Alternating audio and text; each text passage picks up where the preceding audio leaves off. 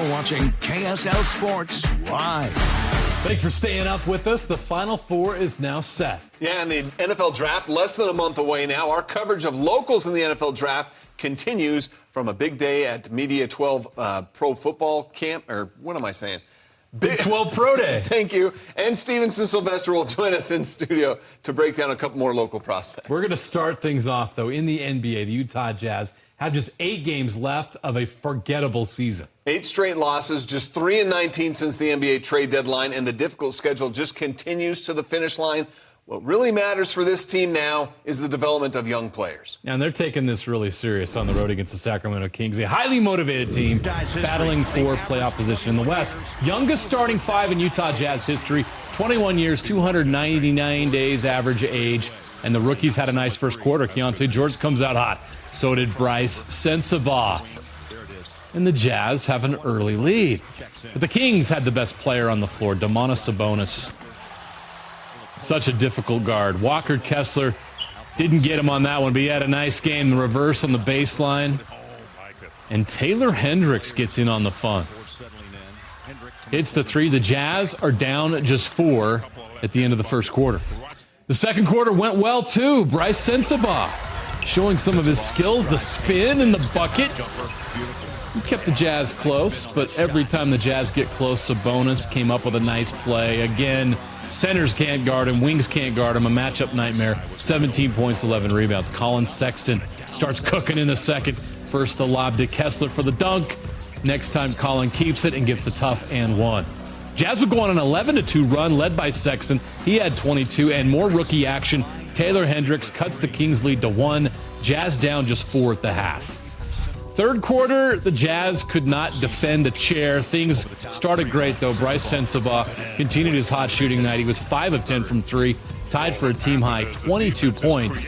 The game was tied at that point, and then the Kings go on a 21-2 run. You can't leave Harrison Barnes wide open. He couldn't miss. 24 points, 5 of 7 from 3. Keegan Murray, who's defending him?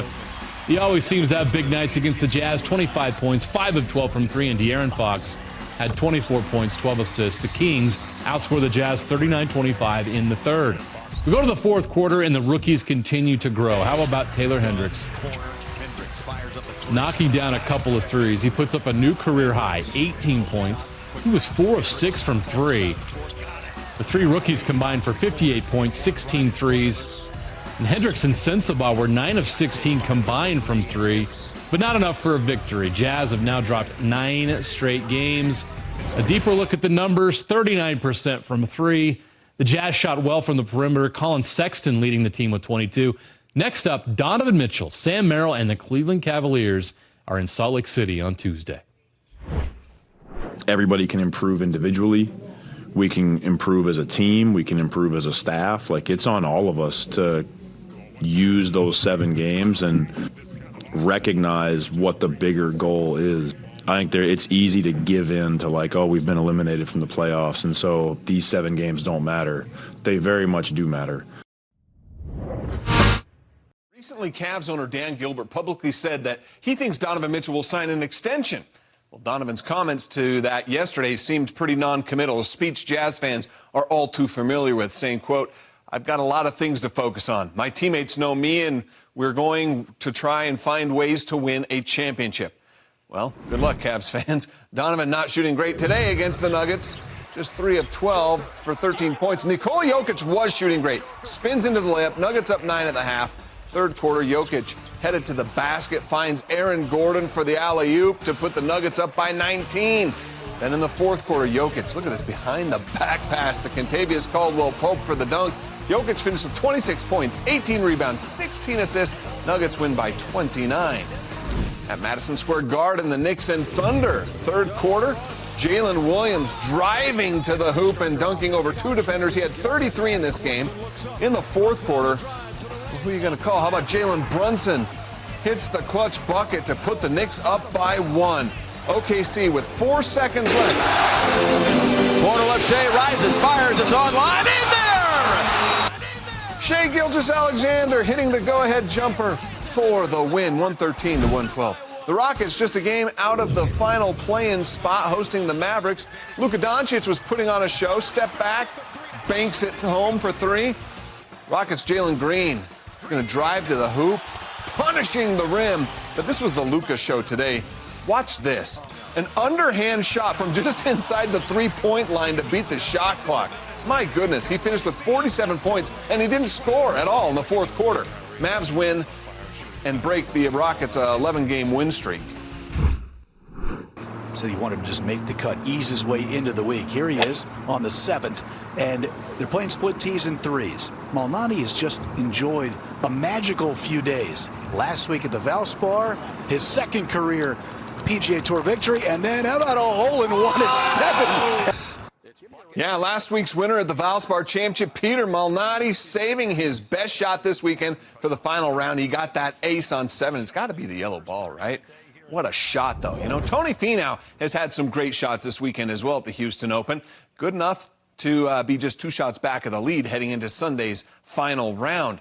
Finau doing what he can to hang around on Sunday, too. 3 shots back of the leader on hole number 4, 48 feet from the cup, in the rough, but his wedge comes through for birdie. He's 2 shots back at that point. On the par 5 6th, though, Finau gives a shot back. His par putt scoots past the cup, bogeys, falls back to 7 under, 4 back of the leader.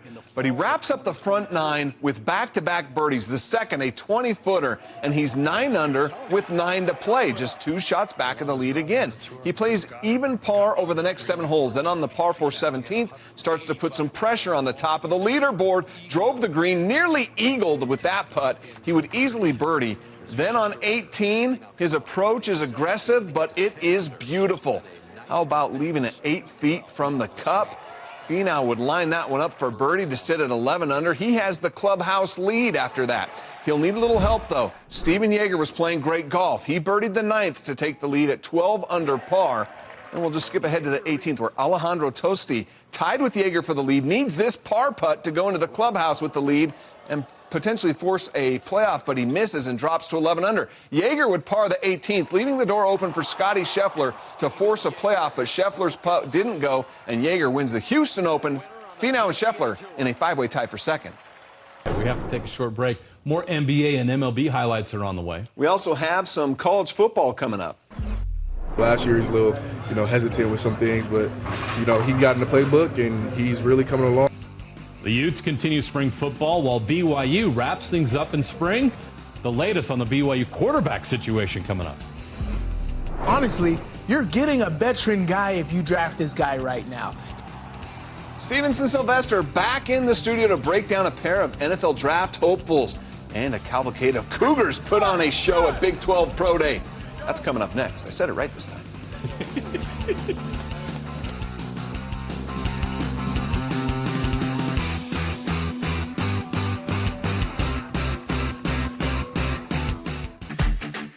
Watching KSL Sports Live.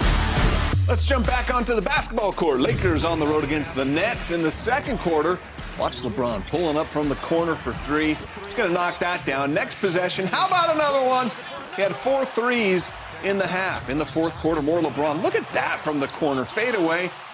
Put the Lakers up by 17. LeBron finished with a career-high 9 threes on 10 attempts. He had 40 points. Bulls taking on the Timberwolves. First quarter, Anthony Edwards. The up and the under. Right before the half. Rudy Gobert and Alex Caruso getting into it a little bit. Rudy thought Caruso went a little low and hard on that box out. Caruso hits the clutch 3 to put the Bulls up 5. Caruso gets the last laugh, 7 threes, and the Bulls get a win over the pesky T-Wolves. All right, the Utah Jazz are taking their youth movement seriously. They proved it tonight. Will Hardy rolled out the youngest starting 5 in Utah Jazz history. Now, it didn't help them produce a win, but Jazz fans, you've got to be encouraged by what you saw from those 3 rookies tonight in Sacramento. They were all pretty good. Bryce Sensabaugh played his best NBA minutes so far, showing off his skill set as a scorer, showing moves in the paint, and his shooting ability from the perimeter. 5 of 10 from 3, 22 points. How about Taylor Hendricks? He had a new career-high 18 points, 4 of 6 from 3. Keontae George added 18. The rookies combined for 58 points and 12 three-pointers made. A night of progress for the Jazz young players. I think, all 3 of us work really hard. We get to the gym first. We're working extra hours, and going down the line, it's really rare to get 3 first-round picks for any team. So, for us to be able to get these minutes right now and, not take them for granted at all, because, there's some rookies who don't even smell the floor their first year. We don't take it for granted, and, we're making sure we're sponges to information. The Utah Royals are on the pitch today against the Washington Spirit. In the 30th minute, Spirit up 1-0. Laumea Sarr with the header puts Washington up by 2. Then in the 71st minute, Ali Sentner outside the box with the left foot cuts the lead in half, made it 2-1, but they just wouldn't score again. Unfortunately, Royals have now lost 2 of their first 3 games to start this season. Still a lot of soccer left, though. Real Salt Lake's season has had a bit of a better start for them. After a loss and a draw through 2 games, RSL has now gone on to win 3 of its last 4 contests. And last night's win against St. Louis SC came on a historical night for Real's striker. Real Salt Lake trailed 1-0 into the 70th minute. That's when Chicho Arango took things over, settles the ball at the top of the box, then turns and fires. The right-footed goal ties the game at 1. Then in the 81st minute, a handball was called in the box against St. Louis FC. So that's a penalty kick, and Arango, with his signature approach, buries it for the 2-1 lead. And he wasn't done. In stoppage time, 91st minute, Diego Luna with the touch to Chicho. Count him up. He's got the hat trick for the 3-1 win. I think he's the driving force in everything we do with this group. He's the mental monster during training. He sets the tone on both sides of the ball. And I'm just so happy for him to have the game that he had, because it then represents the rest of the group. And there's a locker room there that will do anything for Chicho. And so when he plays like he did tonight and how he has been playing, I think we're on the cusp of being a really tough team to play against. That was Chicho Arango's first hat trick in an RSL uniform, and just the second of his professional soccer career. And that hat trick was a historical one, too. The first by an RSL player in nearly 6 years, just the 7th in club history. The last hat trick by an RSL player came on September 1st, 2018. It was a 6-goal night for Real Salt Lake and a win over the Galaxy. Damir Kreilach had half of those goals to pick up the hat trick. The first hat trick in RSL history came from Robbie Findlay in 2009. The 166th game in RSL franchise history saw Findlay score his first goal in just the 2nd minute of play. He completed that hat trick with a header in the 62nd minute of RSL's 4-1 win over Columbus Crew. RSL diehards will say, well, hey, what about Jason Kreis in 2005? He did have a hat trick then, but that was in a US Open Cup game, so not officially counting for the team record books. The most hat tricks, that belongs to Alvaro Saborio, one of the most prolific strikers in club history. He had 2 hat tricks in the 2012 season, July 7th and November 29th. And then he had another on July 27th, 2013. That, of course, the year RSL made a run to the MLS Cup final. Well, over the past several years of independence, BYU would host a pro day, a chance for former Cougars to put their skills on display for NFL coaches and scouts prior to the NFL draft. For some players, it would be their only shot to catch the attention of an NFL team. But now BYU is in the Big 12, and Pro Day in Provo no longer exists. That's why, because the Big 12 holds their own. A single Pro Day for players from each school in the conference. The pros, coaches, and front office staff from all 32 NFL teams are in attendance, so you get to perform in front of everybody. No one will miss your audition. The cons, it's by invitation only, so not every player that wants a shot will get that shot. For BYU, 5 players went through the gauntlet of drills on Thursday and 6 more on Saturday. The Cougars feeling pretty confident with the overall experience in Frisco, Texas. I felt like I did good. I could show a little bit of my strengths. Able to run, able to jump, able to go smoothly through the drills. So I felt good. Just see what they thought. I thought it was a great opportunity. I felt like, of course, I want to be in Provo where all our people is. To have all that support, but I feel like we would have never seen this amount of scouts down in Provo. So it was just a great opportunity to really put on and show them what I had. First off, thank you to BYU for making this possible, and the Big 12 as well. It was awesome to come out here and showcase our talent with the rest of the conference, and just grateful to be here and feel good about today. One of the other 11 Cougars in Texas this weekend was defensive back Eddie Heckard. Heckard was able to participate in the bench press, but that was it. He injured his foot while he was training to get ready for the pro day. But he wants NFL teams to know he will be ready in time to go for camp. I was in training in Denver, Colorado, Orlando Performance. Training was going great, and then I had a little mishap breaking my foot, but I'm going to be back and ready to go by the NFL season for sure. Whatever team come to get me. All right, the countdown to the NFL draft here on KSL Sports Live continues once again with Stevenson Sylvester in the house to help us break down some of our locals that we hope to see at the NFL level come this next season. And today we're going to start off by looking at a defensive back, of course, BYU's Eddie Heckard. When you look at some of his measurables, Sly, I think you see a guy that definitely could fit in the NFL. Pretty good size for a defensive back. Yeah, no question. I mean, Eddie splashes on the field. Yeah. You know, no matter where he's at, he makes plays all over the field. 5'10", 190. He plays all the different defensive back positions. I think he could play the post safety, even a down safety. But what BYU uses the most is in the mix. That little rover safety, almost nickel position. But you've seen him make plays from the deep corner, left corner, right corner. He could play all over the field. 25 years old, hurt his foot getting ready for pro day. Are those going to be setbacks, do you think? I don't think so. You know, because when you put on the tape, the things that splash to me are the things that you want in a veteran, which will take a couple years to develop. So honestly, you're getting a veteran guy if you draft this guy right now. He understands the game, and that's what his coaches will tell you. All scouts will just tell you that he understands the game. Biggest thing that I love about him is his intelligence. Here's his pick six against Oklahoma State. Crazy, right? Quarterback sets up. He's already got his feet ready to go that direction. But here, how do you know it's not a fade route? He understands what the quarterback's angle is, from it being a drop back fade throw or a short in the flat throw. He had no over-the-top help, so him gambling on that is 100% him. And again, his intelligence, right? He's going to 4 under 3 deep defense. He has the flat up here, but he sees number one smoke go all the way out there. He's like, I'm not going to waste myself. He helps the other hook defender and packs in that second guy and makes a one-handed grab right there. Eddie Heckard makes plays all over the field, but the biggest thing is he understands the game. He understands what's going on, and that right there will translate to big-time plays. All right, football intelligence, as you mentioned, critical at the NFL level. When we look at what he did at BYU, though, I think these numbers, what do these numbers tell you? In one season at BYU, I mean, he had 7 picks in 5 years at Weber. Here he is at BYU making plays all over the field. Yeah, I mean, people question and say, like, oh, can he translate from the FCS to D1 level? This tells you here. 5 interceptions, a sack, 3 forced fumbles. But again, he was making plays all over the place. You played him all over the field, so you couldn't exactly put him in one position. There, he created body position, understanding he had help over the top so he could undercut it. Here, Eddie Heckard just makes plays all over the place. He just understands where he needs to be, and the ball, it's like, there's guys on certain football teams. I played with Eric Weddle. I played with Troy Polamalu. The ball just attracts himself to him. And he's one of those guys. Here, he's going to blitz from that nickel position. Again, you can put him anywhere on this defense. But here from the nickel position, look at the rush move.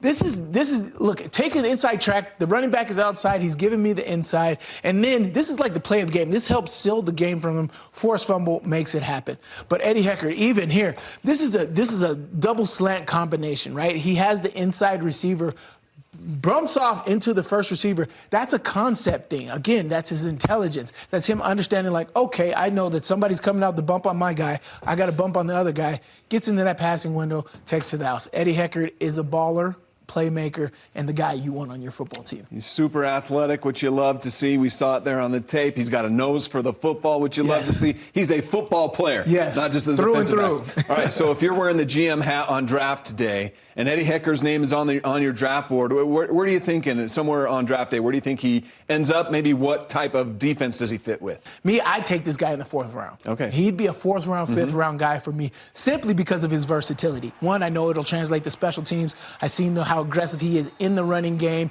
He can put his face in it, man. He's ready to make a tackle. That's something you don't get from every DB. And then you can rotate him throughout the defense. He blitzes well. He covers well. He understands defensive concepts and passing routes well. So I would take him in the 4th round. The team would really analyze the film and understand what type of guy this is. One, from his character. His coaches will tell you he is the leader on the team. He will do everything on special teams. He'll do everything on defense. Whatever you ask of him, you'll get it done. And he's like a veteran you'll get at a rookie position. So I think he'll drop down to the 5th or 6th round because I think there's bias within his GMs. Sure. But he's a playmaker. As soon as you put it on the tape, you'll realize that. All right, Sly. Good stuff.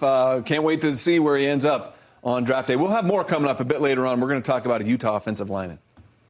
And a baseball, the Bees. Salt Lake Bees get their first win of the season tonight.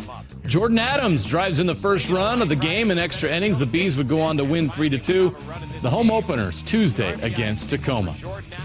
Now to Major League Baseball. Cincinnati taking on the Washington Nationals. The Reds trailing when Will Benson drills this ball over the fence to tie the thing up at 5. And then soon after, Christian Encarnacion Strand with a bomb, 387 feet, his first home run of the year. And the Reds win the game 6-5 and the 3-game series, taking 2-3. In Miami, the Marlins were hosting the Pirates. Bottom of the first, Jazz Chisholm Jr. with the grand slam. The Marlins have a 5-0 lead, but the Pirates would take the lead going into the bottom of the 9th. That's when Nick Gordon hits the game-tying pinch hit homer to send it to extra innings. Then in the 10th, the Pirates would add a couple of runs, and well, now the Marlins are 0-4. All right, Cardinals and Dodgers. The Cardinals led for 7.5 innings. That's when Max Muncy steps up to the plate. Man on, down 1. Swung on and hammered. Deep right field. Way back. Maxwell swinging the silver hammer gives the Dodgers a 5-4 lead. First home run of the season for Max Muncy. Maxwell Muncy's blast, the game winner. Dodgers take 3 of 4 from the Cardinals. It's going to be Hudson, Daniel Hudson. BYU wrapped up spring camp this last week. What we learned, that's coming up next. The last 6 years, Utah State is announcing the hiring of a new men's basketball coach. The man taking over for Danny Sprinkle is Jared Calhoun from Youngstown State. He spent 7 seasons there, taking a team that had an 8-win season in year 1 to a team that won 22-plus games in each of the past 2 seasons, including a conference title. According to reports, Calhoun has agreed to a 5-year deal. Cam Rising in a Utah football uniform is a sight for sore eyes, even if it's just spring football for now. How he returns from his knee injury, that's a big question this offseason, but maybe an even bigger question is, if Cam goes down again, who will be the one to step in? Isaac Wilson enrolled early at the U. He's participating in spring ball, competing with Brandon Rose for those second-team reps. Rose also missed all of last season with an injury, but so far this spring, he's looked pretty good. Coach Whittingham praising him for showing more confidence and command of the offense, and Wilson for pushing him for those valuable reps. Last year he was a little, hesitant with some things, but, he got in the playbook and he's really coming along. He's making fast decisions. He has a nice arm. It looks good. He's coming along pretty well, too. Taking another step forward. There's a great battle going on between him and Isaac Wilson right now for that number 2 spot, the number 2 QB spot. And they're both competing extremely well and be interesting to see what happens these last 7 practices. On the other side of the ball, the Utes have some holes to fill, especially in the defensive secondary. With both Sione Vaki and Cole Bishop moving on to the NFL, the door's open for a guy like Teo Johnson to step into that role, a player that ESPN lists as Utah's breakout player to look for this fall. The guy that's really catching my eye, I think of Teo Johnson. Teo looks good. Teo, I think he's going to come along and be a leader of our defense, with Cole and Vaki leaving. And it feels good to be recognized by Coach Witt, but I also have to take it with a grain of salt and understand that, praise never got anybody drafted. And so I'm just going to try to go out there and play my hardest and do what I need to do. All right, we bring Sly back in to talk a little bit about offensive line now as we look ahead to the NFL draft. It seems like there's never enough offensive linemen on draft day. But this is a good one. University of Utah, 4-year starter, Satoa Laumea. And, you look at everything that he measured up to be at the Combine. He got the invite to Pro Day. Mm-hmm. He looks like an NFL offensive lineman. Oh, yeah, man. He got the body, right? Mm-hmm. And I think that's one of his biggest things. This guy projects to be an outstanding offensive lineman. 6'4", 320 pounds. And when you put on the tape, you see his athleticism. You're like, I like that guy. I want that guy on my offensive line. Yeah, and getting an invite to the Senior Bowl and to the Combine, those are awesome opportunities for a guy who's hoping to get drafted. When you see numbers like this coming out of the Combine, does this say anything to you?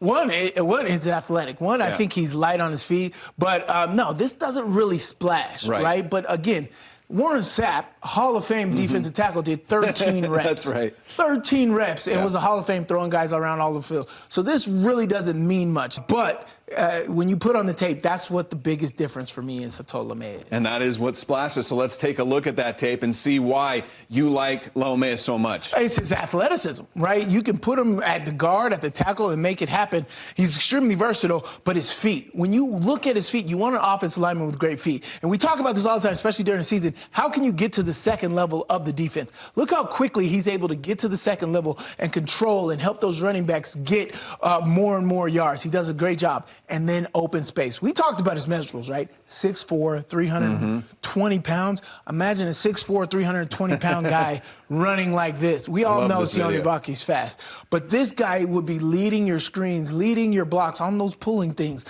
like the Philadelphia Eagles that you see Jason Kelsey do all the time. You want big guys like that have the potential to be monsters on the offensive line. Okay, so we saw his athleticism, his ability to get upfield quickly. Why is it important for an NFL offensive lineman also to be able to pass off a defender, though, also, you know? And he does it from the guard position and from the tackle position. Here he's able to handle an inside stunt from the D tackle, which is great. He stunt inside, he picks that up, great. Look at the hand on the guards to make sure there's nothing that seeps through there. That's good intelligence and understanding what's going on. That translates to the next level. All right, so this is a guy, though, who started the last 25 games at the U at right tackle. But before that, he was starting as an offensive guard. And is that where he fits at the next level? Yeah, I mean, when you talk to scouts, you hear all the projections about him. He's projecting as an offensive guard, which is good starting out. A good rookie would need to start out at guard because you'll be covered up by the tackle and the center, so you'll have help. But his athleticism will be able to do it. 6'4", 320 pounds that can get to the second level easy. We were able to have plenty of running plays back when he was playing guard. Was back to the Ty Jordan days. But look how easily he's able to get up to that second and third level, push guys around, very athletic, as we said, to be able to move guys. We saw him at Pro Day. He has great feet, and I think that's what a lot of NFL guys would absolutely love about this guy. And so I'm expecting him to have some great day on draft day. Versatile offensive linemen are super valuable at the next level. If you're looking for an offensive lineman on draft day, Sly, and you see Laumea sitting there, where does he fit here in the NFL? For me, I think Satoa Laumea fits with a lot of teams. You know, I think he'll slip down into the 6th, 7th round. He's a third-day guy for me, but his potential is what I think that a lot of teams would invest in. Again, I think a team that gets out and runs, right? Those power moves, a running team like the Ravens or the Eagles, but I think he fits well with the Eagles. Okay, it'll be fun to see what happens with Laumea on draft day. Slide, thanks a lot. Yes, sir. Appreciate your time once again. We'll have more draft coverage coming up next week.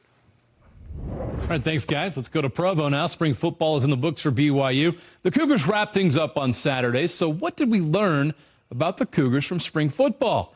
We learned that the quarterback battle will continue into fall camp. Don't be surprised by that. No decision made on a starter. Gary Bohannon and Jake Retzlaff continue to split reps. Behind them, two freshmen, Ryder Burton and Noah Lugo, saw reps during Saturday's observation period. The quarterback battle is, quote, neck and neck. Just the guy that takes best care of the ball and moves the team the best. You know, it's those two things combined. You can take care of the ball if you're really conservative and don't ever do anything with it. So we want to, that balance of being able to still be aggressive and move the team, but also take care of the football. Gary has a little more experience overall. Jake has the advantage of knowing our offense a little better than Gary does. So it's been a really, really good battle. Road rage on the NASCAR track when we come back. Uh-oh, this is trouble. Means necessary. AAA Baseball International League Jacksonville Jumbo Shrimp first baseman Troy Johnston can't get the ball out of the glove, so he just tosses the glove for the out. Not enough for a win. The Gwinnett Stripers took them to the woodshed 10-0. But nobody will remember that. I'm just glad we got the Jacksonville Jumbo Shrimp in the show tonight. No doubt. Hey, famous meteorologist Phil Connors once uttered the wise words, don't drive angry. In NASCAR, I think driving angry is pretty much a weekly thing. And when you're really angry, things like this happen. Joey Gase, he didn't finish the Xfinity Series race in Richmond because of a wreck, so he took out his frustrations by ripping off part of the wreckage from his car, throwing it at Dawson Cram. Look out! That was the other driver involved in the wreck, and I guess Joey Gase is saying, hey, it's your fault! It's your fault this happened to my car! So don't worry, the insurance will cover it. Eat Fender. Don't do this in real life. You could have done better than that. Didn't even break the windshield.